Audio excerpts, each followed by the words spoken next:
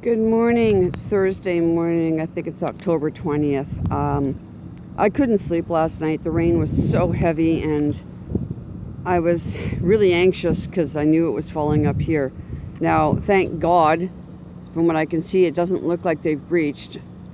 But that ditch is so full of sand now, and they really need to dredge that out. So you better get up here with your little sand shovels and pull that out. And I keep pointing out the hole underneath that tire right there. You better go put a Frankenstein stitch like you did on here on there, because I can see the ground is eroding underneath it. Can you see the divot? Yeah, so every one of these spikes has got a drip going underneath it now. Every one of these spikes.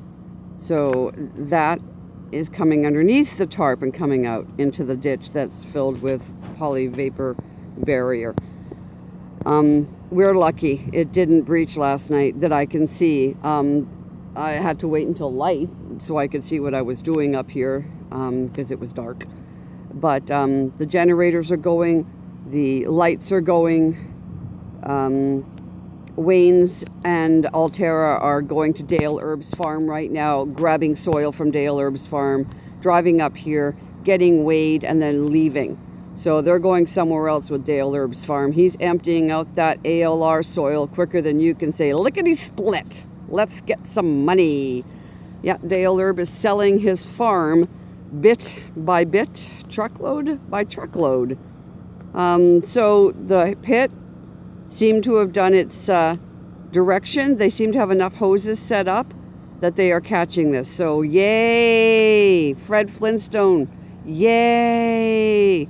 So it's filling up with sand though. Like I can now see a sandbar that goes all the way from this corner all the way up to where you can see the water is actually standing right now. That's all sand in there. So and the next time we get a rain, it's just filling up more and more and more. It's going to get to the point where there isn't going to be any area for it to go in the ditch because it's just going to be full of sand. So I want to show you also the new creek that shows up when we get a really great rain, which we had last night. Like my lake has come up a lot. Here's the pond creek that we now have heading down to Shawnigan Lake. This is non-contact water that comes from that hillside there that they haven't blasted out, and I don't think they're going to be able to blast out because they now have contaminated soil snuggled up to it. So, yay, my fears were unfounded, thank God, this time. So I'm going to go home and go to bed and try and get some sleep. But look at the sand. Do you see the sand in the ditch?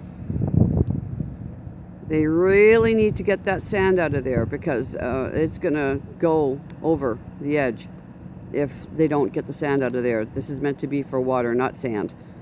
So my question is where the sand is coming from. Oh, it's coming from underneath all of these tires because every single one of these tires is dripping from where the rebar is spiked into it, and that causes the water to push the sand underneath down into the ditch. So okay, I can rest now. I can go home and sleep. Thank you, universe, for the magical garbage bags holding into place and not breaching. Oh, thank you, universe. Thank you. I'm not thanking the engineers because they're just a joke. This is a joke. We have a contaminated soil site covered with garbage bags and rebar, tires, sandbags, pallets, and tuck tape. This is a joke. Fortunately, this joke held last night. Thank you. See what happens in the next big rain. Thanks for watching. Thanks for helping me out. And thanks for donating. I love you all.